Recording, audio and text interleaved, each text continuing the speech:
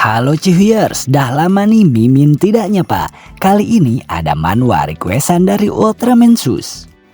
Berlatar di sebuah dunia yang kehilangan rona kehidupannya, kisah ini membawa kita ke sebuah realitas di mana segalanya mendadak berubah menjadi hitam dan tak berwarna. Tanpa alasan yang pasti, warna bertransformasi menjadi komoditas yang paling langka, sekaligus berharga bagi umat manusia. Demi bertahan hidup, mereka terpaksa mengungsi dan berdesakan di kota-kota besar, tempat di mana sisa-sisa cahaya dan pendar warna masih dapat ditemukan. Di tengah dunia yang kelam ini, hiduplah Kai. Ia adalah seorang pemuda yang berambisi besar untuk bergabung dalam satuan pionir, pasukan elit yang mengemban misi suci untuk merebut kembali keindahan dunia. Namun impiannya selalu terbentur tembok kenyataan yang pahit. Kai ditolak mentah-mentah karena ia terlahir sebagai kaum tanpa warna. Di mata dunia ia dianggap cacat karena tidak memiliki kemampuan untuk menampung warna apapun di dalam tubuhnya. Namun siapa sangka takdir baru mulai berputar saat sebuah insiden tak terduga menghantam hidup Kai. Secara ajaib ia akhirnya berhasil mendapatkan warna yang selama ini ia idamkan. Namun anugerah itu datang bersama kutukan yang mengerikan. Warna yang merasuk ke dalam dirinya bukanlah warna cerah yang melambangkan harapan, melainkan warna hitam. Sebuah warna terlarang yang identik dengan limbah, kehancuran, dan kegelapan yang telah menelan dunia mereka. Bagaimana keseruannya? Mari kita cihuikan saja.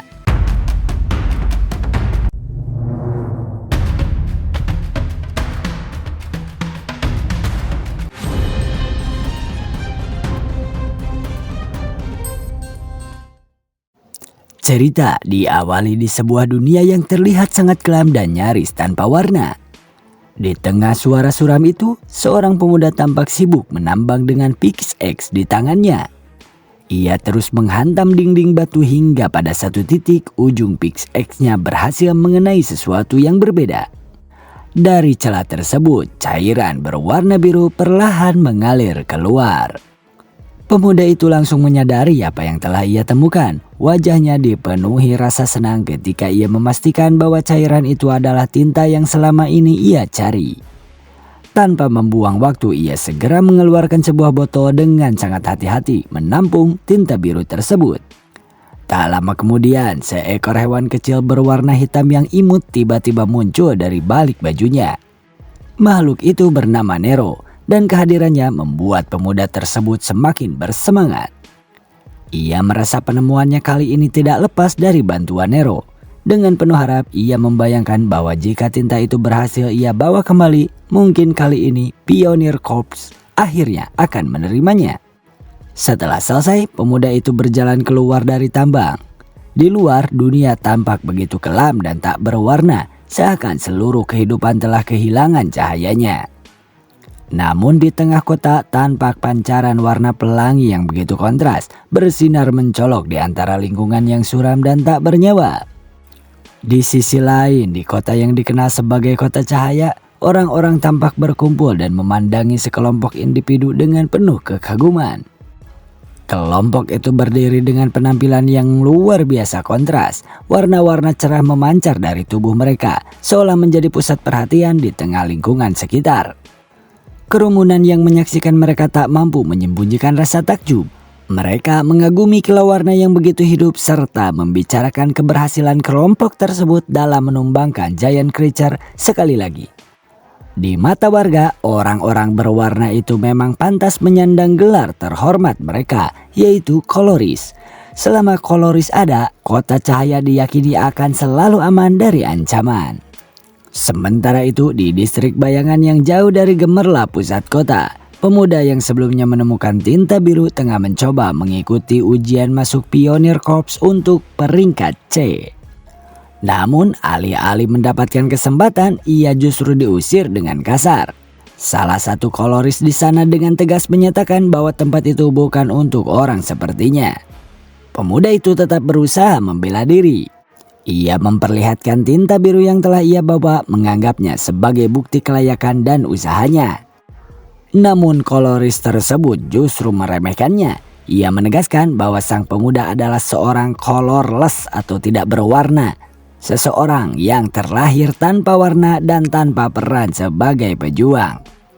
Menurutnya, setiap orang memiliki tempat masing-masing di dunia ini, dan hanya orang yang terpilih, yaitu orang-orang yang berwarna, yang dapat menjadi pionir. Dengan penuh kesombongan, koloris itu menunjukkan kekuatannya sebagai peringatan.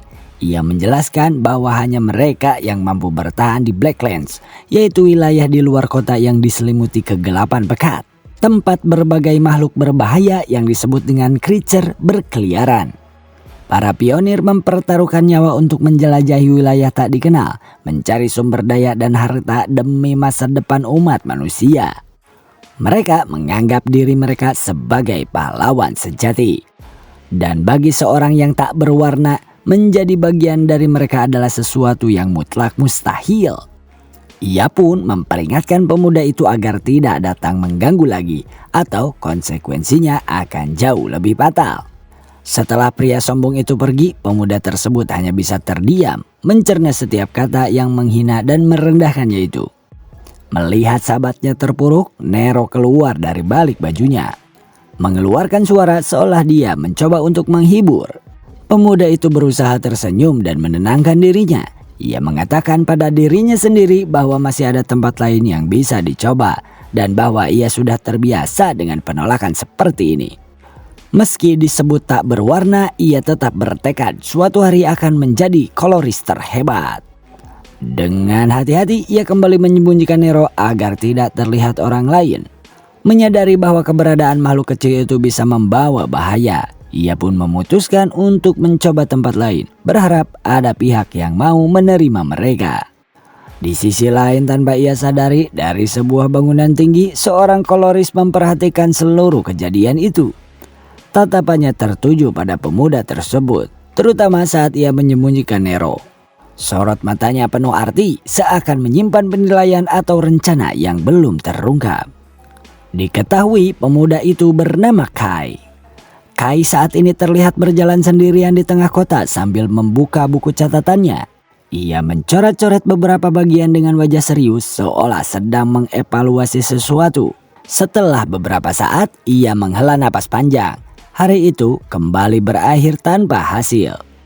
Dengan perasaan lelah dan kecewa, ia menutup bukunya dan memutuskan untuk pulang ke sebuah workshop bernama Mary Workshop. Sesampainya di sana, Kai disambut hangat oleh Mary, pemilik workshop tersebut. Mary langsung menyadari raut wajah Kai yang muram dan menebak bahwa ia pasti kembali gagal. Kai hanya mengakui dengan singkat bahwa hasilnya memang tidak berbeda dari sebelumnya. Tak lama kemudian, Nero keluar dan bergegas menghampiri Mary dengan riang. Melihat itu, Mary semakin tak habis pikir dengan perlakuan orang-orang terhadap Kai. Ia merasa mereka sama sekali tidak mampu melihat bakat yang dimiliki pemuda itu. Dalam pandangannya, kemampuan Kai seharusnya sudah melampaui sebagian besar pionir.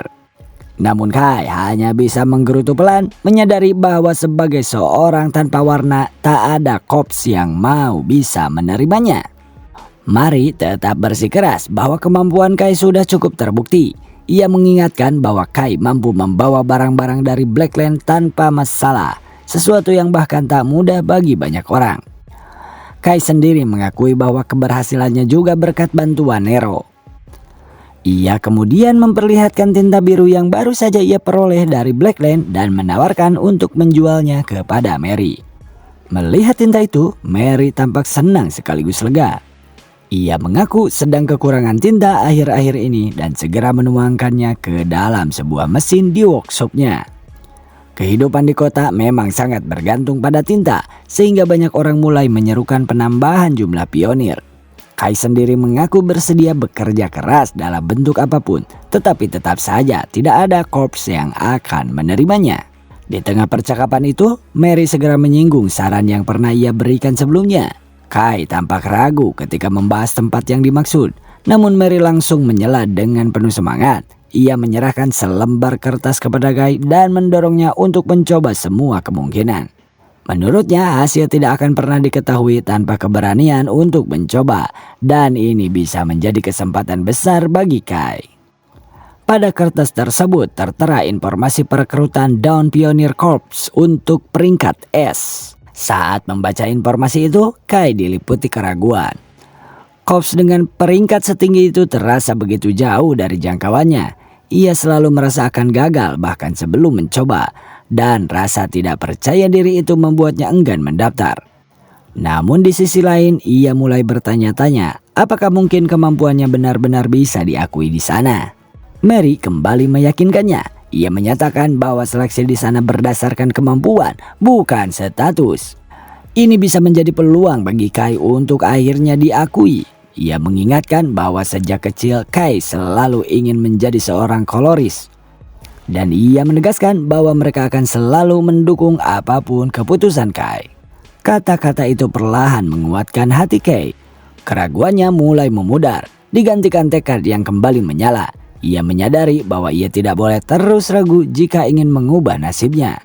Dengan penuh rasa terima kasih, ia berpamitan dan berjanji akan kembali lagi nanti. Mary pun mengantarkannya dengan pesan agar berhati-hati.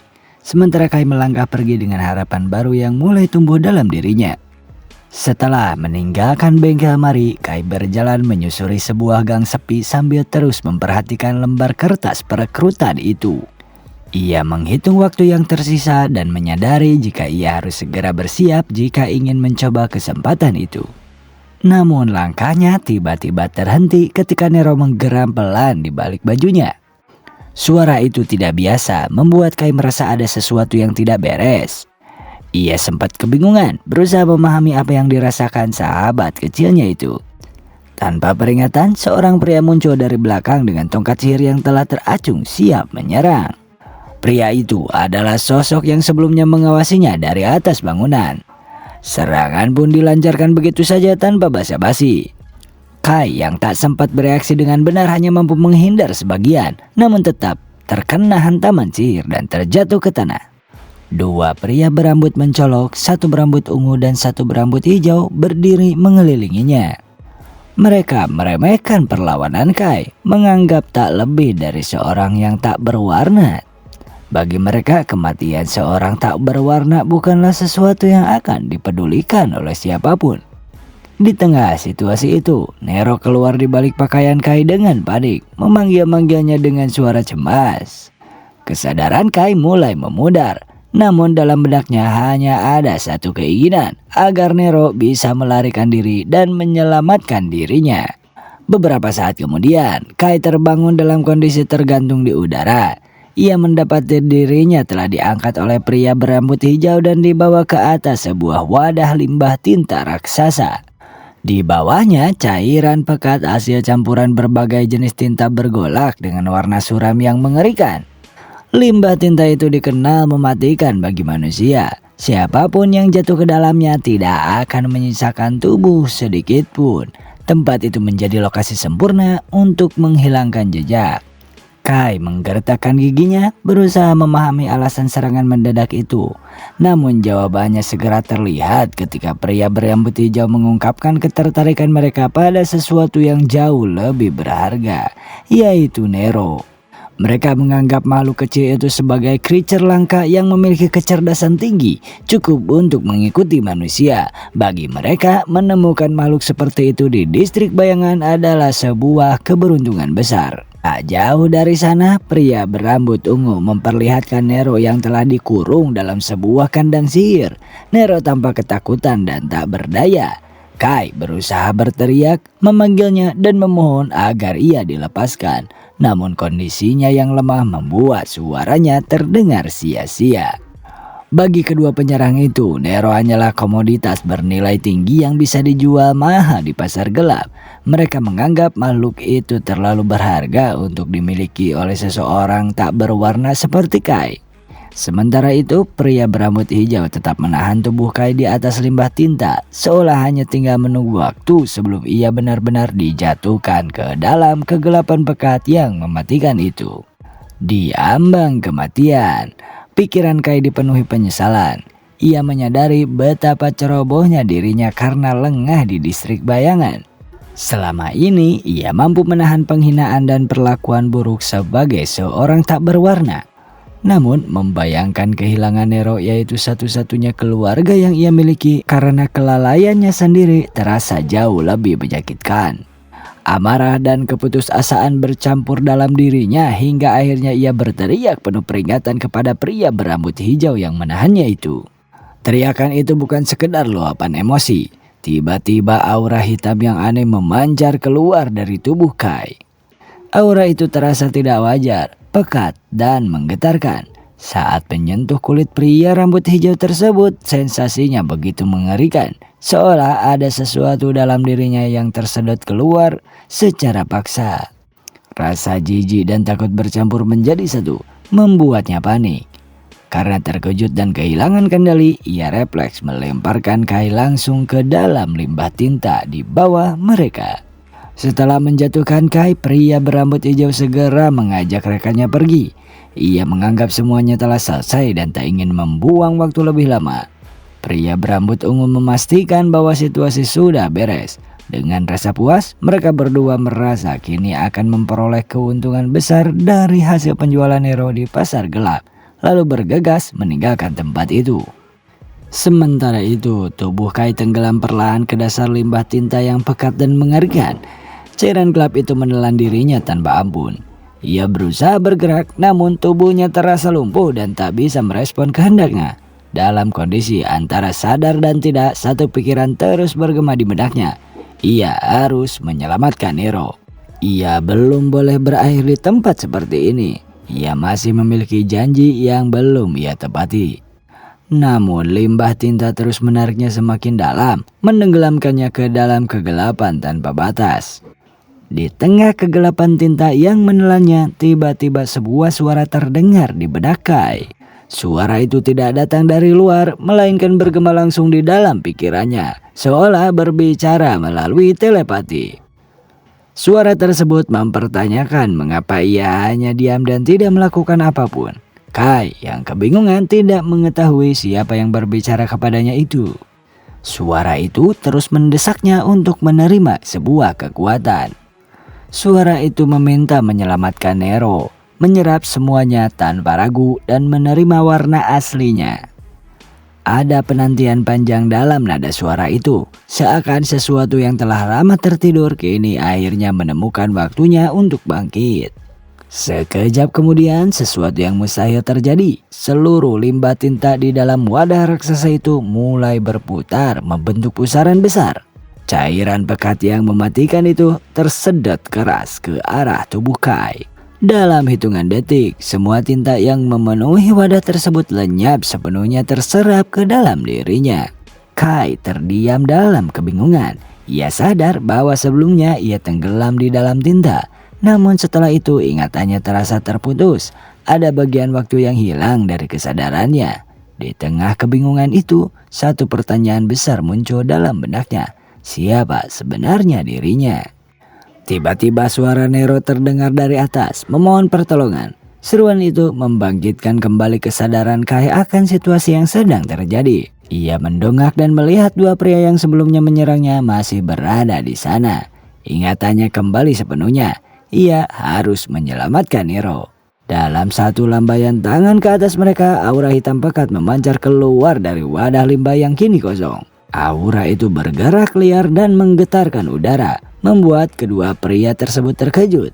Ketika teringat dengan jelas bagaimana seluruh tinta tiba-tiba menghilang, menyisakan sosok hitam tak dikenal di dalam wadah. Aura tersebut kemudian memadat dan membentuk tangan hitam raksasa yang menjulur keluar, menerjang ke arah mereka. Kedua pria itu terbelalak ketakutan, tak percaya dengan apa yang mereka saksikan.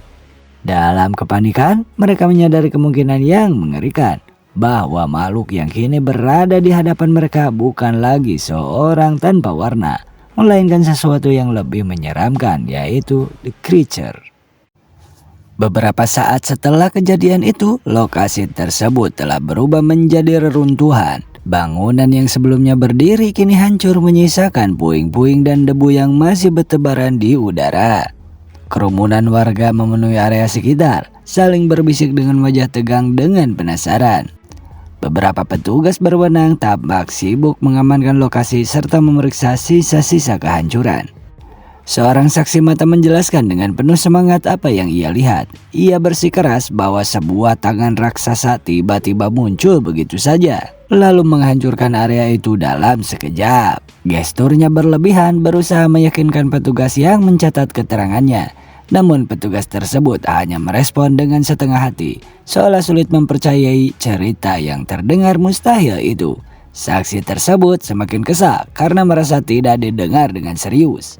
Tak jauh dari sana, salah satu korban yang berhasil ditemukan dalam kondisi kritis sedang ditandu oleh petugas medis. Ia adalah pria berambut hijau yang sebelumnya menyerang Kai. Namun ada sesuatu yang janggal pada penampilannya. Warna mencolok yang dahulu melekat padanya kini telah hilang sepenuhnya, menyisakan tubuh yang tak lagi memancarkan warna. Dua orang koloris berdiri tidak jauh dari sana, mengamati situasi dengan ekspresi serius. Salah satu dari mereka yang berambut merah, sementara yang lain berambut biru. Mereka berdiskusi bahwa hanya dua orang pionir rank B yang menjadi korban insiden tersebut. Dan reputasi keduanya memang tidak terlalu baik. Namun hal yang lebih membingungkan adalah hilangnya warna mereka, sesuatu yang belum pernah mereka pahami sebelumnya. Meski demikian, mereka memutuskan untuk mengesampingkan pertanyaan itu sementara waktu. Tujuan utama kedatangan mereka adalah menyelidiki kemunculan creature raksasa yang dilaporkan muncul di lokasi tersebut. Tak lama kemudian, seorang petugas penanggung jawab wilayah itu bergegas mendekati mereka. Dengan napas terengah dan sikap penuh hormat, ia menyambut kedua koloris tersebut dan menanyakan alasan kedatangan mereka di distrik bayangan ini. Salah satu koloris dengan tenang menjelaskan bahwa mereka hanya ingin menyelidiki creature yang muncul dan meminta untuk diantar ke lokasi kejadian. Petugas itu segera mempersilahkan mereka mengikutinya. Sesampainya di titik pusat kehancuran, koloris berambut merah memperhatikan sisa-sisa jejak tinta hitam yang tercecer di antara puing-puing. Rekannya yang berambut biru menganalisis situasi dengan hati-hati. Ia menyebutkan bahwa creature raksasa yang pernah muncul sebelumnya telah teridentifikasi dan kemunculan makhluk sebesar itu terasa janggal, meskipun distrik bayangan memang kerap menjadi lokasi kemunculan creature. Namun biasanya makhluk-makhluk di wilayah ini tidak berbahaya bagi manusia.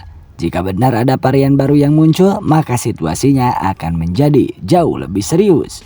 Sebelum rekannya menyimpulkan lebih jauh, koloris berambut merah menghentikannya. Ia menekankan agar tidak terburu-buru menarik kesimpulan. Baginya, hal yang lebih mendesak adalah bagaimana cara melacak creature tersebut. Ia menatap ke arah reruntuhan yang tersisa akibat amukan kekuatan misterius itu. Ia menyadari bahwa menemukan jejak makhluk tersebut tidak akan menjadi tugas yang mudah. Di sisi lain, Nero tampak panik memanggil-manggil Kai yang terbaring tak sadarkan diri. Setelah beberapa saat, akhirnya Kai tersadar dengan tubuh yang terasa berat dan pandangan masih kabur. Hal pertama yang ia lihat adalah Nero yang selamat di hadapannya. Rasa lega langsung menyelimuti dirinya hingga tanpa sadar ia memeluk makhluk kecil itu erat-erat. Namun ketenangan itu tidak bertahan lama. Ingatannya perlahan kembali pada kejadian sebelumnya. Ia dilempar ke dalam limbah tinta oleh kedua pria tersebut. Potongan demi potongan peristiwa yang samar mulai tersusun di benaknya. Ia teringat pusaran tinta, suara misterius, dan sesuatu yang bangkit dari dalam dirinya. Ketika ia melihat tangannya sendiri, rambutnya, serta tubuhnya, ia menyadari sesuatu yang mustahil. Kini ia memiliki warna. Sebagai seorang tanpa warna, perubahan itu terasa tidak masuk akal. Di saat yang sama, ia menyadari tempat di sekelilingnya begitu gelap hingga nyaris tak terlihat apapun.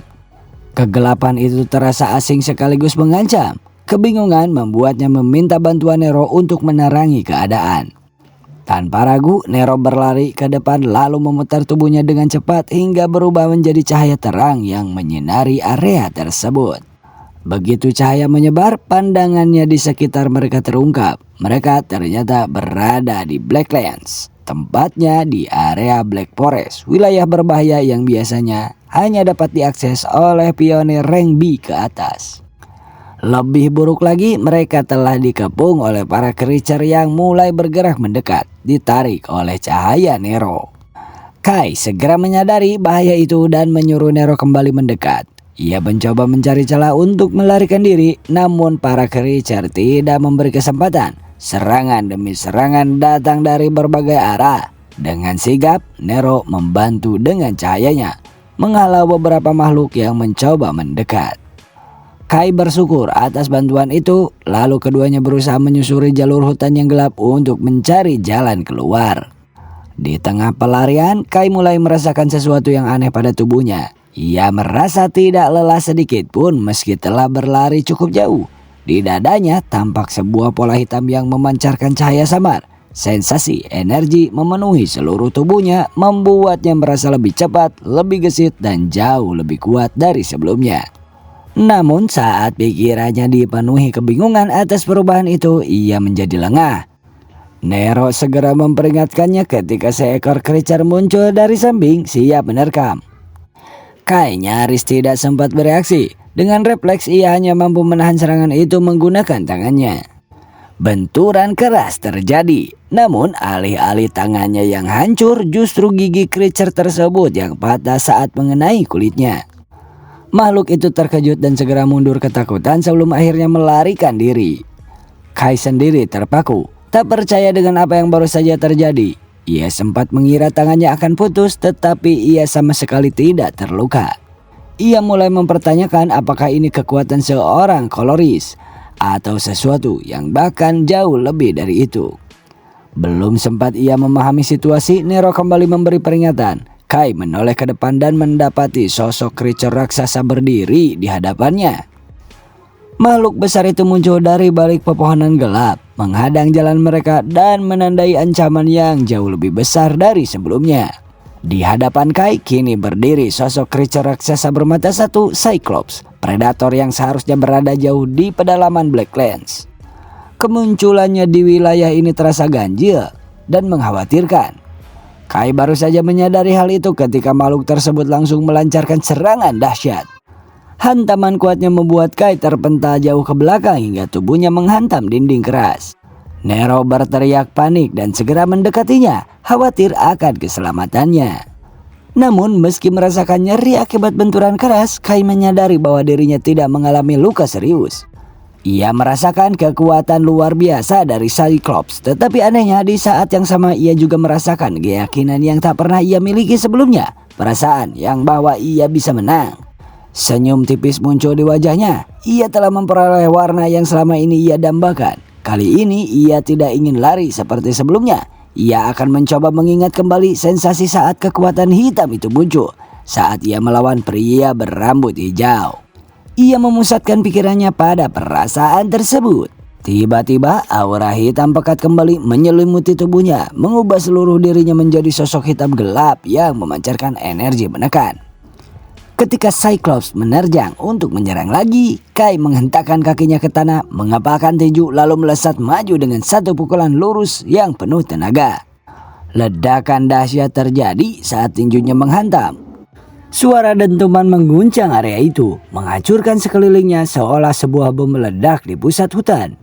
Hanya dengan satu pukulan, wilayah tersebut luluh lantah. Tubuh Cyclops remuk seketika, hancur tanpa bentuk, seolah tercincang oleh kekuatan yang tidak masuk akal. Saat tubuhnya masih melayang di udara setelah serangan itu, Kai membuka mata dan menyadari sesuatu yang lebih mengejutkan. Dunia di sekelilingnya kini tampak berbeda. Warna-warna memenuhi pandangannya dengan begitu indah dan hidup, jauh dari kesuraman yang selama ini ia kenal. Untuk pertama kalinya ia melihat dunia yang penuh dengan warna. Namun keajaiban itu tidak berlangsung lama. Aura hitam yang menyelimuti tubuhnya mulai memudar. Warna yang baru saja ia miliki perlahan menghilang dan pandangannya yang jauh indah penuh warna itu pun lenyap. Digantikan kembali oleh dunia gelap yang tak bernyawa. Tubuhnya menjadi tak berwarna lagi. Karena kekuatannya menghilang saat ia masih berada di ketinggian, ia pun terjatuh tanpa kendali dan menghantam tanah dengan keras. Setelah mendarat, ia menyadari satu hal penting, semakin besar kekuatan yang ia gunakan, semakin cepat warnanya menghilang. Jika hal itu terus terjadi, ia akan kehilangan tenaga dalam waktu singkat. Di saat tubuhnya melemah, suara misterius itu kembali terdengar di benaknya. Suara itu mempertanyakan mengapa ia hanya diam padahal ada makanan di hadapannya. Ia didorong untuk menyerap warna yang tersisa dari makhluk yang telah ia kalahkan itu. Kai gemetar karena tidak memahami caranya. Namun suara itu seakan mengetahui kebingungannya dan memberikan petunjuk sederhana, yaitu mengulurkan tangannya. Dengan sisa tenaga yang ada, Kai mengangkat tangannya dan menyentuh bangkai Cyclops yang telah hancur itu. Seketika tubuh makhluk itu terserap dan menghilang, seolah larut menjadi energi yang masuk ke dalam dirinya. Nero hanya bisa terdiam menyaksikan kejadian tersebut dengan mata terbelalak. Beberapa saat kemudian, rasa lelah Kai perlahan menghilang, energinya kembali pulih dan warna pada tubuhnya muncul kembali, meski belum sepenuhnya stabil. Ia menghembuskan napas lega, merasakan tenaga yang mulai kembali mengalir dalam dirinya. Di workshop tempat Mari bekerja, suasana berjalan seperti biasa. Ia tengah sibuk dengan pekerjaannya ketika tiba-tiba seorang tamu memasuki ruangan. Sosok itu mengenakan jubah panjang yang menutupi seluruh tubuhnya, membuat penampilannya sulit untuk dikenali. Kehadirannya yang mendadak membuat Mari segera menyambutnya dengan sikap profesional, menawarkan bantuan dan menanyakan apakah ada permintaan untuk membuat sebuah alat. Namun orang tersebut tidak memberikan jawaban apapun. Ia justru terus melangkah mendekat dalam diam. Sikap itu membuat Mari mulai merasa tidak nyaman. Ia perlahan mundur, menyadari betapa mencurigakannya perilaku tamu tersebut. Ketegangan meningkat ketika sosok berjubah itu terus mendekat tanpa penjelasan. Mari pun bersiap mempertahankan diri, mengambil kunci besar di dekatnya sebagai alat untuk berjaga-jaga. Saat jarak mereka semakin dekat, sosok berjubah itu tiba-tiba mengeluarkan teriakan keras yang mengejutkan. Tentu saja Mari ketakutan, mengira dirinya benar-benar berada dalam bahaya. Rasa takut itu segera berubah menjadi kemarahan ketika ia menuntut orang aneh tersebut menjauh darinya. Di tengah situasi tegang itu, sosok berjubah tersebut akhirnya membuka penutup kepalanya. Ternyata orang itu adalah Kai. Ia tampak santai dan bahkan sedikit terhibur melihat reaksi Mari yang begitu terkejut. Perubahan pada dirinya memang drastis. Penampilannya kini berwarna, membuatnya nyaris tak dikenali.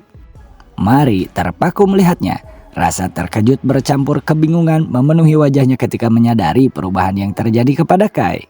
Setelah itu, Kai pun menceritakan seluruh kejadian yang dialaminya sejak berpisah. Mulai dari serangan yang ia terima, jatuh ke limbah tinta, hingga kekuatan baru yang ia peroleh. Mendengar cerita tersebut, emosi Mari langsung meledak. Ia gemetar menahan amarah terhadap orang-orang yang telah menyakiti Kai. Bayangan untuk membalas perlakuan mereka bahkan sempat terlintas di benaknya. Namun Kai menenangkannya, meyakinkan bahwa segala sesuatu yang terjadi telah terbayar. Mari akhirnya menghela napas, mencoba menenangkan diri. Kekhawatiran yang selama ini ia pendam berubah menjadi rasa lega setelah mengetahui Kai selamat. Kai sendiri meminta maaf karena telah membuatnya cemas, mengakui bahwa kejadian yang ia alami, selamat dari limbah tinta sekaligus memperoleh warna, masih terasa sulit dipercaya bahkan bagi dirinya sendiri. Meski demikian, Mari juga menyadari satu hal yang berpotensi menjadi masalah, yaitu warna hitam yang dimiliki Kai berasal dari creature, sesuatu yang mungkin akan menimbulkan kesan buruk di mata orang lain. Kai memahami hal tersebut. Tetapi baginya masa lalu bukanlah hal yang perlu dipikirkan sekarang. Yang terpenting adalah kesempatan baru yang akhirnya ia miliki untuk menjadi seorang colorist. Ia memutuskan untuk menunda segala kekhawatiran lain dan langsung fokus mengikuti ujian masuk Dawn Pioneering Corps. Dengan sedikit canggung, Kai kemudian meminta bantuan Mari untuk meminjam beberapa pakaian dan perlengkapan yang tidak terpakai. Ia berjanji akan mengembalikannya suatu hari nanti. Mari hanya bisa menghela napas mendengar permintaan yang terasa sudah berulang kali ia dengar. Namun pada akhirnya ia tersenyum dan menganggapnya sebagai investasi bagi masa depan seorang colorist yang ia percayai. Mari pun mengajak Kai mengikuti dirinya ke bagian dalam workshop. Ia mengatakan memiliki beberapa barang yang tampaknya cocok untuk Kai. Perlengkapan yang menurutnya akan sempurna untuk menunjang langkah baru Kai menuju tujuan yang selama ini ia impikan. Keesokan harinya, sebuah colorist telah berkumpul di sebuah lokasi luas yang dipenuhi area pertandingan. Tempat itu menjadi lokasi pelaksanaan seleksi masuk Dawn Pioneering Corps Rank S. Sebuah kesempatan langka yang menarik perhatian banyak kandidat dari berbagai wilayah. Suasana di arena tersebut dipenuhi ketegangan sekaligus antusiasme dengan para peserta yang saling mengamati satu sama lain sambil mempersiapkan diri menghadapi ujian. Di antara kerumunan itu, beberapa kandidat tampak berbincang untuk meredakan kegugupan. Salah satu dari mereka merasa tertekan melihat begitu banyak orang yang ikut serta. Sementara rekannya berusaha menenangkan dengan menyarankan agar tetap waspada dan fokus. Kandidat lain menimpali dengan nada santai, menganggap rasa gugup sebagai hal wajar mengingat sengitnya persaingan yang akan mereka hadapi. Percakapan mereka kemudian beralih pada kenyataan bahwa ujian akhirnya akan segera dimulai. Mereka menyadari betapa panjang perjalanan yang telah ditempuh hingga sampai di titik tersebut. Bergabung dengan korps kelas atas memang merupakan impian hampir setiap pionir. Terlebih Dawn Corps dikenal sebagai organisasi dengan prestasi penjelajahan Blacklands terbanyak. Sebagai korps berperingkat S, anggotanya terdiri dari banyak kaloris unggulan yang kerap disebut sebagai harapan kota cahaya. Meski begitu, harapan itu diiringi tekanan besar. Banyak kandidat kuat berkumpul di tempat tersebut, termasuk individu-individu dengan latar belakang bergengsi. Mulai dari putri kedua, keluarga color tradisional yang merupakan bounty hunter terkenal, serta beberapa pionir yang namanya tengah naik daun. Namun perhatian mereka tertuju pada satu sosok pria yang reputasinya telah menyebar luas. Ia dikenal sebagai Galsworth, seorang petarung kuat yang dikabarkan mampu menekan amukan beberapa creature seorang diri. Walaupun kekuatannya diakui, sifat brutal dan kejamnya sering menimbulkan masalah, bahkan membuatnya berulang kali dikeluarkan dari korps sebelumnya. Meski demikian, keberaniannya untuk tetap muncul dalam seleksi kali ini membuatnya menjadi pusat perhatian. Mendengar semua itu, salah satu kandidat mencoba mencairkan suasana dengan bercanda bahwa sosok menakutkan sekalipun tidak akan menjadi masalah jika mereka berlatih lebih keras. Ucapan itu memancing tawa dari rekan-rekannya, meski mereka juga menyadari keberanian tersebut lebih mudah diucapkan daripada dilakukan. Candaan ringan itu pun berakhir sebagai selingan singkat di tengah ketegangan, sementara masing-masing kembali menyadari bahwa ujian besar sudah menanti di depan mereka. Tanpa mereka sadari, dari kejauhan Gale mendengar seluruh pembicaraan itu.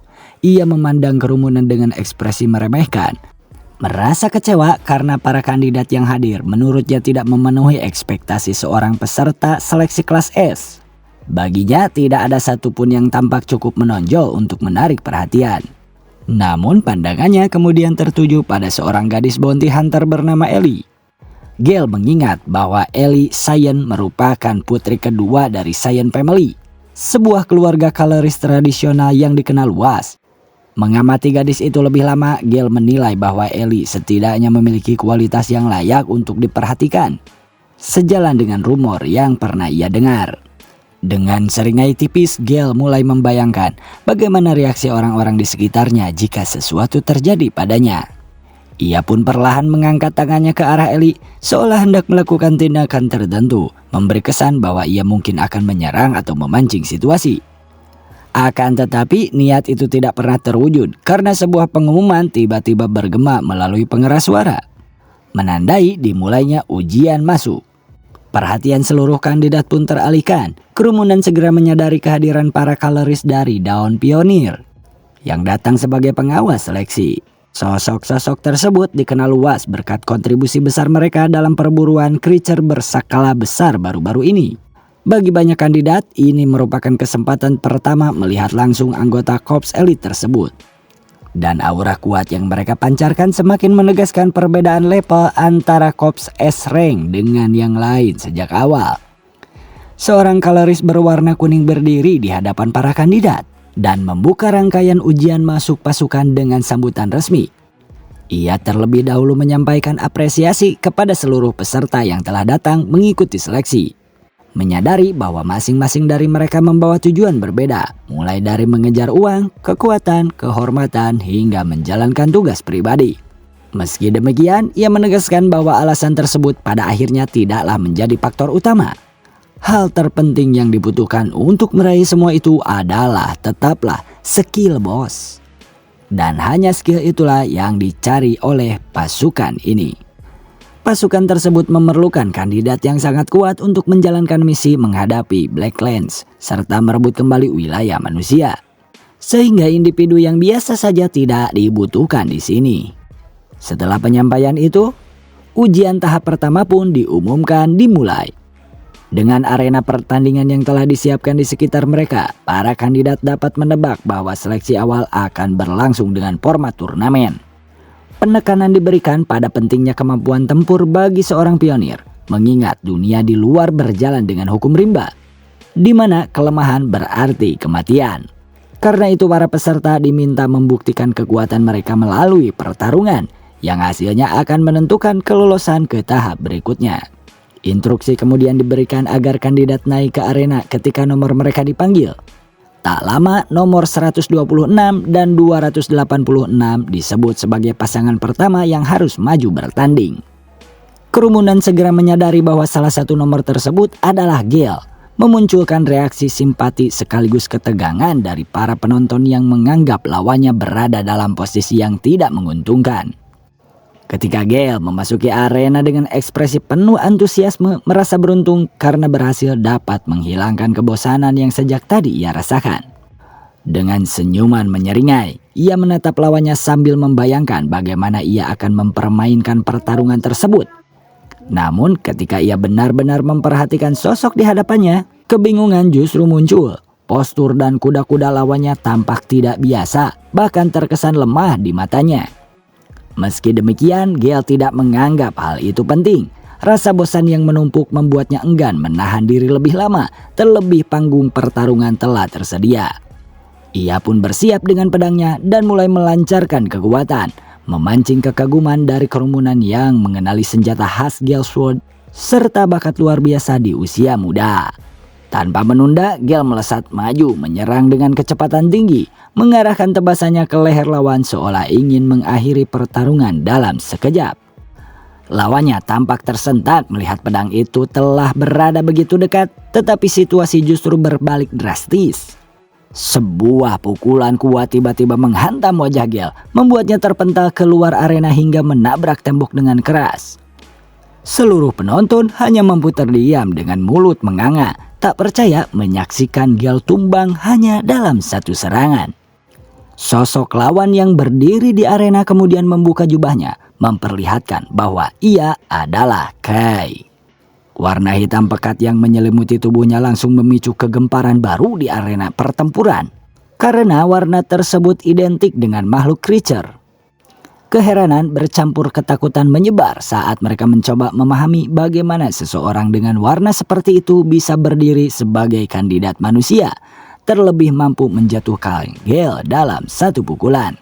Di tengah kegaduhan itu, Kai sendiri justru tampak kebingungan. Ia tidak memahami alasan dibalik reaksi berlebihan orang-orang di sekitarnya dan mulai mempertanyakan apakah tindakannya barusan telah menimbulkan masalah yang tidak ia sadari. Turnamen berlanjut dengan intensitas yang semakin tinggi. Saat Kai melangkah ke arena untuk menghadapi lawan berikutnya, dominasinya langsung terasa begitu nyata.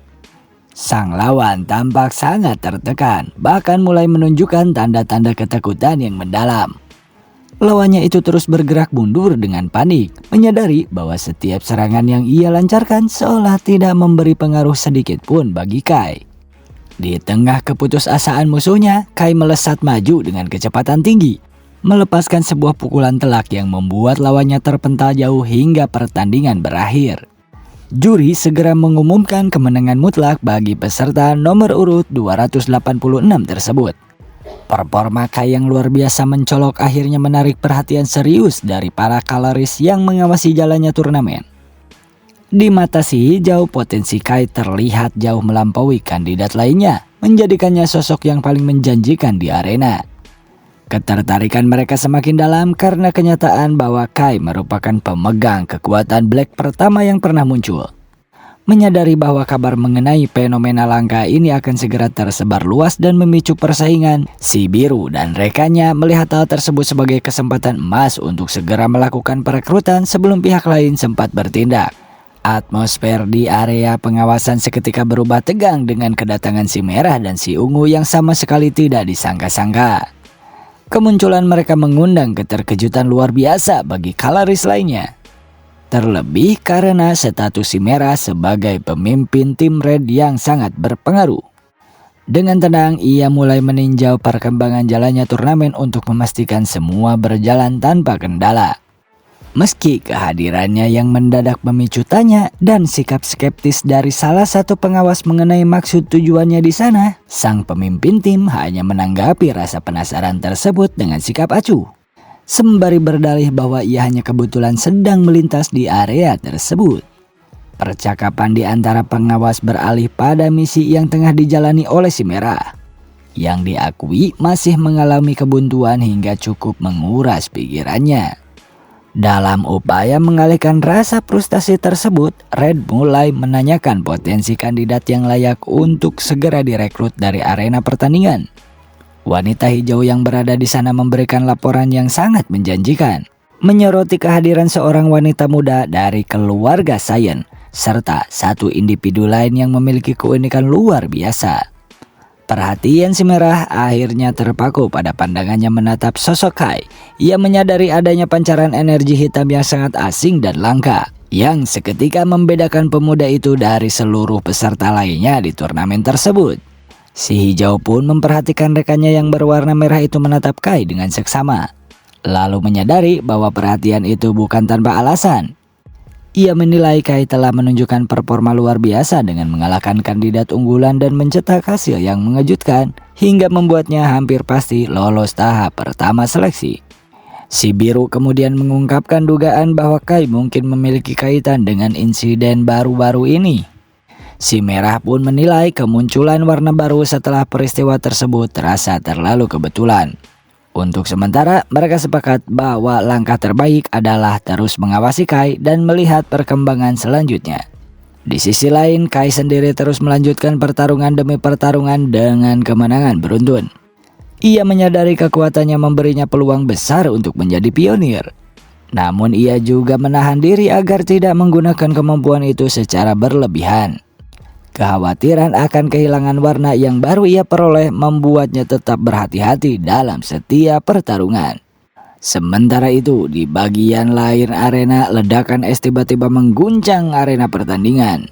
Serangan tersebut berasal dari Ellie yang berhasil menundukkan lawannya dengan mudah dan kembali sebagai pemenang. Penampilan kekuatan khas keluarga Saiyan memancing kekaguman para penonton, yang menganggap kemampuan tersebut layak dimiliki oleh seorang putri dari keluarga terpandang, serta bertanya-tanya siapakah yang mampu menandinginya. Ketika Ellie turun dari arena, ia berpapasan dengan Kai. Ellie sempat meliriknya sejenak sebelum melanjutkan langkah tanpa sepatah kata pun. Kai yang menerima tatapan itu hanya dapat berdiri kebingungan. Ia tidak memahami maksud di balik sikap Ellie. Tak lama kemudian, pengumuman terdengar bahwa ujian pertama telah berakhir, disertai ucapan terima kasih atas usaha para peserta. Karena jadwal mereka tertunda, panitia memutuskan untuk segera melanjutkan ke tahap berikutnya. Sementara para peserta yang gagal diminta meninggalkan lokasi dan mencoba kembali di kesempatan lain. Keputusan tersebut menimbulkan keluhan di antara kerumunan karena mereka tidak diberi waktu beristirahat, sehingga banyak yang berharap ujian tersebut tidak akan terlalu berat. Saat pengumuman mengenai tes selanjutnya hendak disampaikan, sosok Merah tiba-tiba mengambil alih. Ia menyatakan bahwa ujian kedua akan dijalankan secara pribadi olehnya, menandakan bahwa tahap berikutnya akan berlangsung dengan pendekatan yang berbeda dari sebelumnya. Kemunculan sosok yang dikenal dengan Caloris Red itu segera memicu kegemparan di antara para peserta.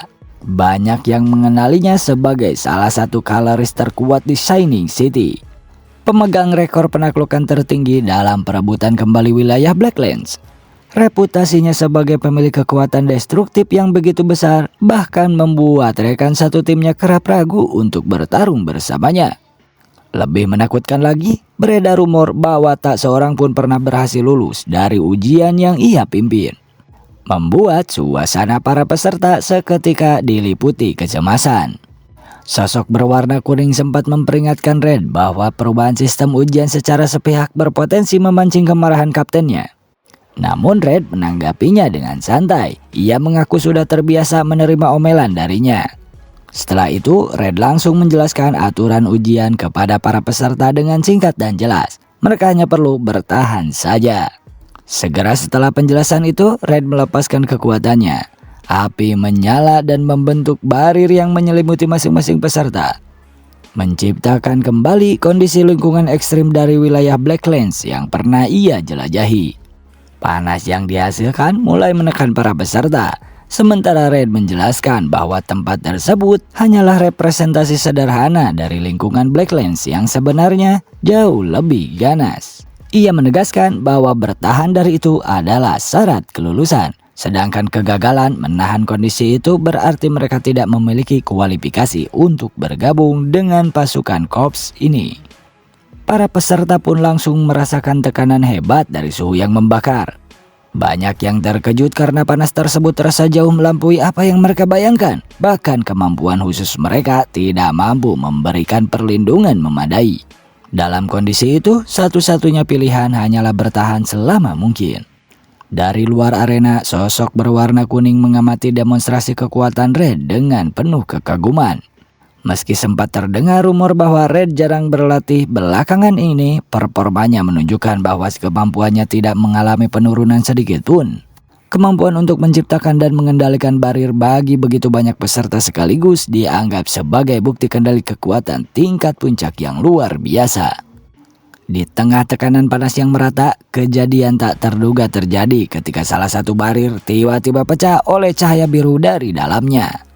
Para penonton segera menyadari bahwa peserta tersebut adalah Ellie dari keluarga Saiyan yang berhasil menghancurkan kurungan api dengan kekuatan khasnya.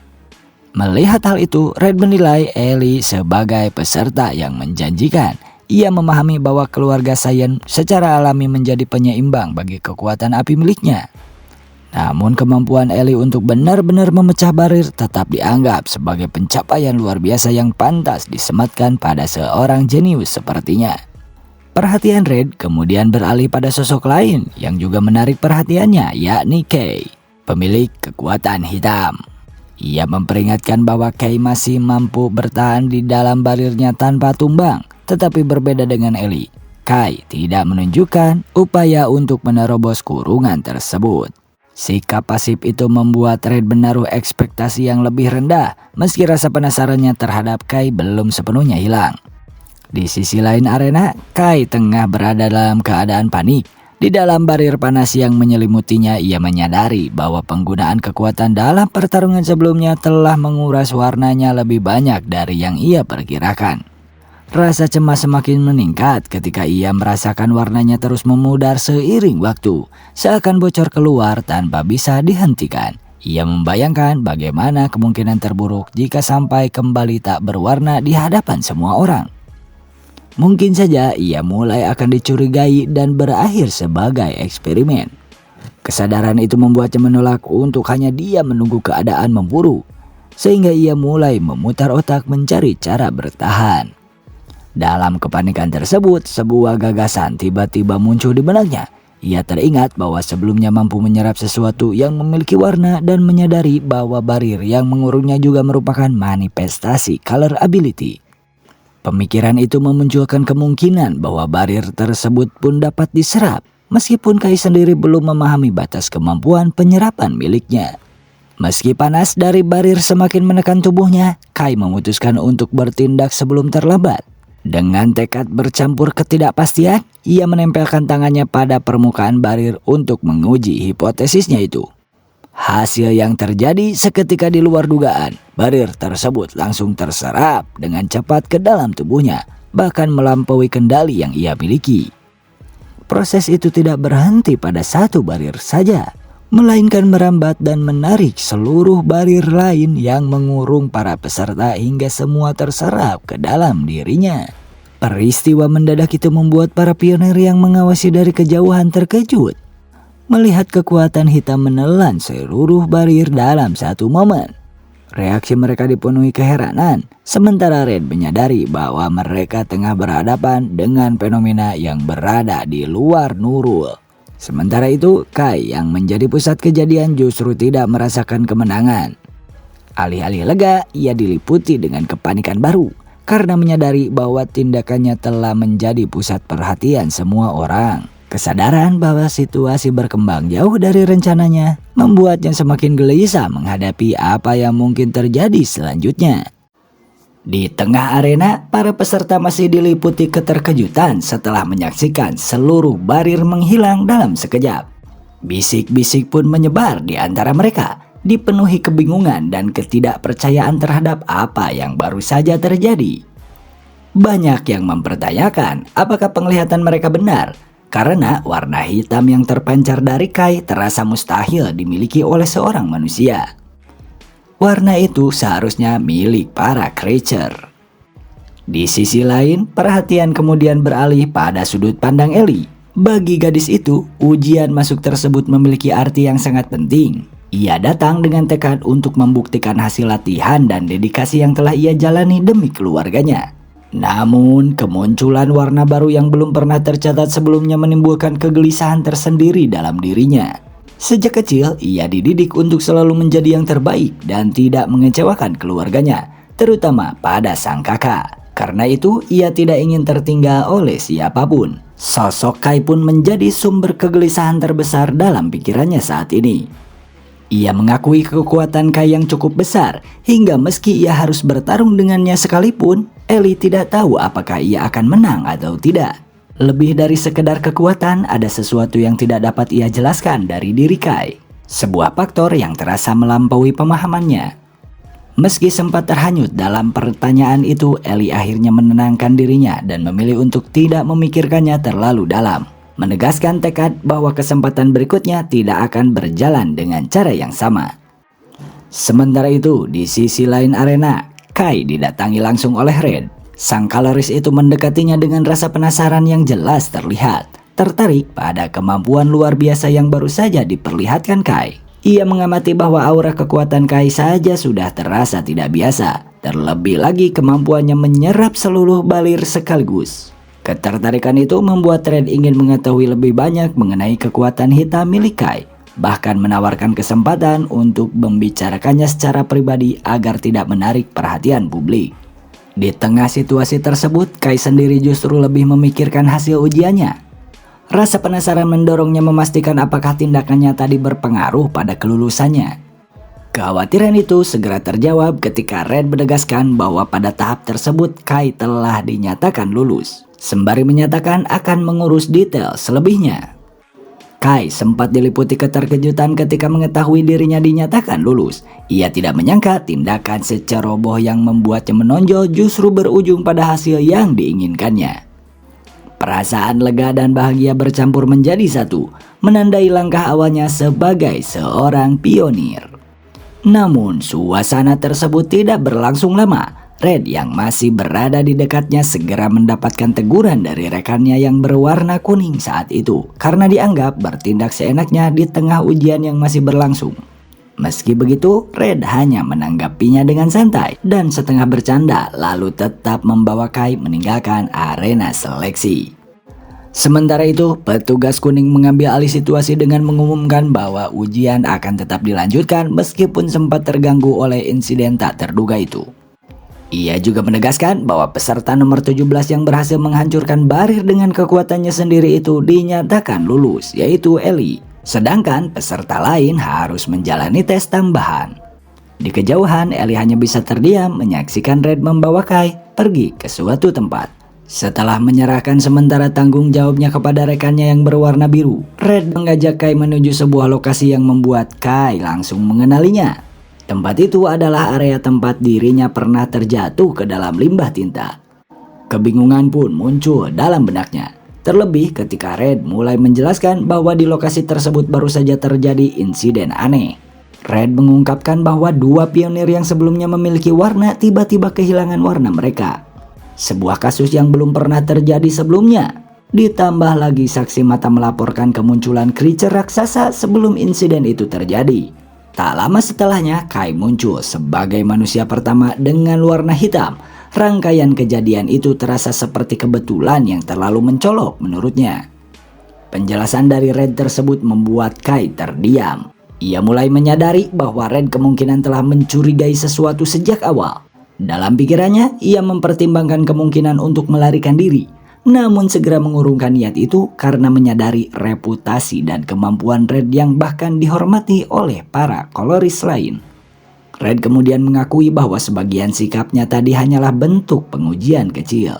Meskipun memiliki tanggung jawab menyelidiki insiden di area tersebut, minatnya justru lebih besar terhadap kemampuan Kai. Ia menilai kekuatan hitam yang dimiliki Kai sebagai sesuatu yang sepenuhnya baru, terutama karena kemampuan itu tampak mampu menyerap warna lain. Kekuatan itu tentu saja melanggar prinsip dasar kekuatan warna yang biasanya tidak dapat bercampur. Lebih jauh, Red menyimpulkan bahwa Kai sendiri tampaknya belum mampu mengendalikan kemampuannya. Itu terbukti dari peristiwa penyerapan barir yang terjadi di ujian kedua tadi. Kai tidak dapat membantah pengamatan itu dan hanya bisa bereaksi gugup. Dengan ketertarikan yang semakin besar, Red menyatakan bahwa kemampuan Kai perlu diuji secara langsung. Ia ingin mengetahui batas kemampuan tersebut, termasuk sensasi dan mekanismenya. Tanpa ragu, Red mengulurkan tangannya dan meminta Kai mencoba menyerap warnanya. Permintaan itu membuat Kai panik. Ia menyadari potensi bahaya dari percobaan tersebut dan khawatir akan konsekuensi yang tidak terduga. Namun Red menanggapi kekhawatiran itu dengan santai, menegaskan bahwa Kai belum perlu mencemaskan keselamatannya. Ia mendorong Kai untuk berhenti ragu dan segera mencoba. Meninggalkan Kai dalam kondisi terdiam sambil berusaha mencerna situasi yang berkembang begitu cepat. Dalam benaknya, Red memandangi Kai dengan serius. Ia memaknai warna hitam sebagai simbol dari Blacklands, sebuah warna yang mempresentasikan kekuatan mengerikan yang mampu melahap segala sesuatu. Pemahaman itu membuatnya merasa tidak bisa membiarkan kemampuan berbahaya seperti milik Kai berkembang tanpa kendali. Red menyadari bahwa jika dimanfaatkan dengan cara tertentu, kekuatan Kai berpotensi mengguncang pondasi Shining City itu sendiri. Kekhawatiran tersebut semakin besar karena ia mengetahui keberadaan creature yang memiliki wujud menyerupai manusia di luaran sana. Fakta itu masih belum diketahui banyak orang. Dengan segala kemungkinan, Red pun menimbang skenario terburuk. Ia menyadari bahwa jika suatu hari Kai berdiri di sisi yang berlawanan atau menjadi ancaman yang tak terkendali, maka keputusan paling ekstrim mungkin harus diambil sekarang, bahkan jika itu berarti mengakhiri segalanya di tempat tersebut. Red harus menyingkirkan Kai sekarang juga. Kai akhirnya mengerti maksud Red dan memutuskan untuk mencoba meski dengan perasaan ragu. Ia menerima kemungkinan terburuk yang mungkin terjadi dan kemudian menggenggam tangan Red untuk memulai percobaan penyerapan warna tersebut.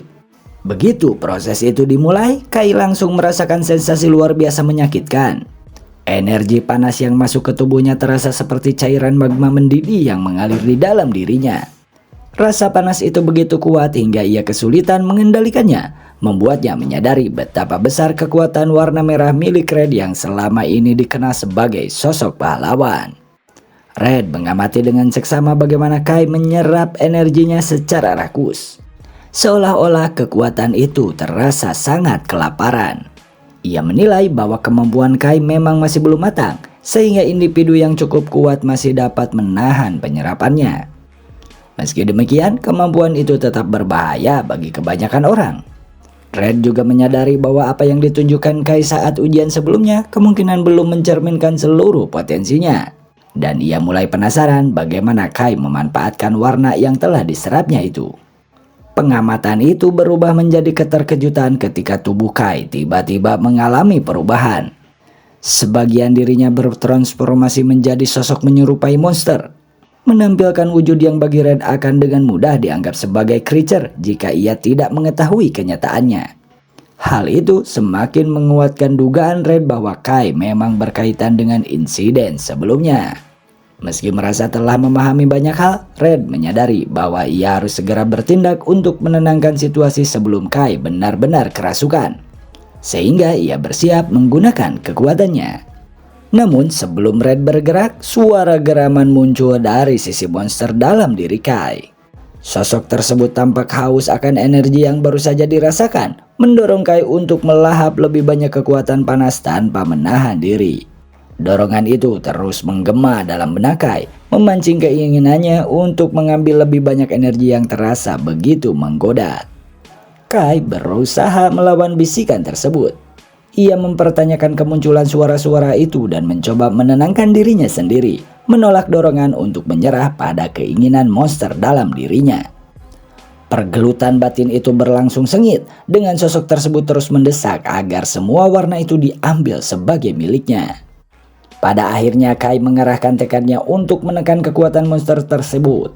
Dengan usaha keras, ia berhasil menahan dorongan yang hampir membuatnya kehilangan kendali. Transformasi parsial itu pun perlahan menghilang dan tubuhnya kembali seperti semula. Red yang menyaksikan seluruh proses itu hanya bisa tertegun, menyadari bahwa Kai bukan hanya memiliki kekuatan berbahaya, tetapi juga kemampuan untuk menahannya. Red saat itu tampak terkejut ketika menyadari bahwa Kai berhasil menekan kekuatan monster yang sempat muncul dalam dirinya. Sementara itu, Kai sendiri masih terengah dan diliputi kepanikan. Ia menyadari bahwa dirinya nyaris kehilangan kendali dan merasa heran mengapa kekuatannya justru mengamuk saat di hadapan Red. Dalam bedaknya, Kai mulai memutuskan bahwa ia harus menyelidiki kemampuan aneh tersebut dengan lebih serius di masa depan. Dengan perasaan cemas, Kai mencoba menenangkan diri dan berpikir bahwa jika situasinya sudah berakhir, maka percobaan itu seharusnya berarti ia berhasil melewati ujian. Namun reaksi Red justru berbeda. Red terlihat menikmati kejadian tersebut dan menganggapnya sebagai sesuatu yang menarik, sambil meyakini bahwa setiap keinginan memang menuntut keberanian mengambil resiko. Red kemudian menyatakan bahwa percobaan itu sudah cukup sebagai tes, tetapi pembicaraan mereka belum selesai. Ia mengingatkan bahwa dirinya adalah pihak yang ditugaskan menangani insiden kehancuran di lokasi tersebut, sehingga ia berkewajiban menemukan pelakunya. Dengan menyindir, Red menyinggung bahwa orang yang sangat mungkin menjadi tersangka kini berada tepat di hadapannya. Pernyataan itu langsung membuat Kai semakin gelisah. Red pun melanjutkan dengan menjelaskan bahwa kasus tersebut ternyata menarik perhatian banyak pihak. Jika rumor mengenai warna hitam dan kemampuan unik Kai menyebar, orang-orang dapat dengan mudah menyalahkannya. Kerusakan yang terjadi bahkan bernilai sangat besar, dan apabila otoritas kota menilai kemampuan Kai berbahaya, konsekuensi terburuknya bisa berupa pembuangan atau bahkan dijadikan bahan eksperimen. Penjelasan itu membuat Kai merasa seolah tidak memiliki jalan keluar. Terlebih ia merasa dirinya sebenarnya juga korban dari kejadian tersebut. Melihat kegelisahan Kai, Red akhirnya menawarkan kemungkinan bantuan dengan syarat tertentu. Ia menyiratkan bahwa jika Kai bersedia bekerja di bawahnya, maka ada peluang untuk mengatasi masalah tersebut. Tawaran itu langsung membuat Kai mengambil keputusan cepat, karena baginya bekerja keras masih lebih baik dibanding harus menanggung hutang besar atau menghadapi nasib sebagai objek eksperimen. Dengan penuh keputusasaan namun juga harapan, Kai memohon bantuan Red dan menyatakan kesediaannya melakukan apapun yang ia minta. Red kemudian menegaskan bahwa bantuan itu tidak akan diberikan secara cuma-cuma dan menuntut adanya imbalan yang menguntungkan sebagai balasan. Meski demikian, Kai tetap menerima syarat tersebut tanpa ragu, sambil menunjukkan tawa karirnya. Melihat respon itu, Red hanya menatap dengan ekspresi tengilnya. Ia tampak sedikit terkejut sekaligus terhibur oleh kesediaan Kai untuk menerima apapun yang akan datang.